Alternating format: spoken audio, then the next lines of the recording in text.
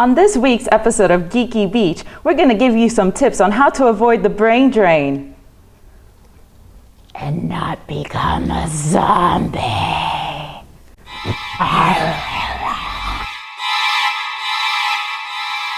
I leave work a little early and come to an event like this.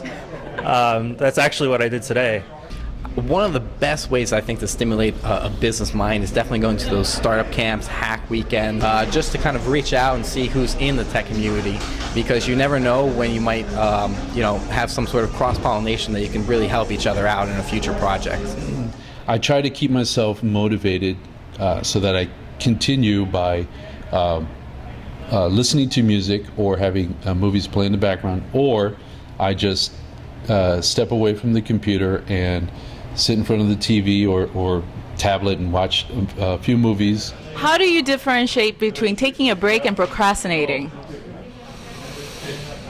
I think the difference is it's the percentage of the percentage of time that I spend doing it.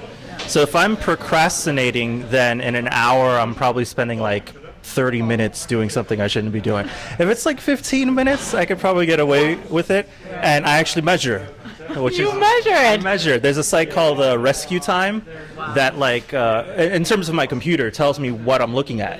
How about the music? What kind of music do you listen to when you need to relax? When I need to relax and get into the flow, I pick electronic music, particularly a lot of synthesizer music from the 70s. So music certainly helps in kind of breaking the silence and kind of taking my mind off of it for a little while.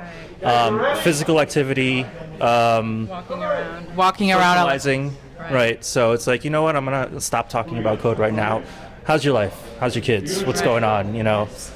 I think that sometimes you do need to take a rest, like a mental break. So going out, getting refreshed, maybe hanging out with friends, going to a club, or even taking a day at the beach, kind of get your brain kind of out of that business thinking mindset, and gives you a fresh start when you decide to come back.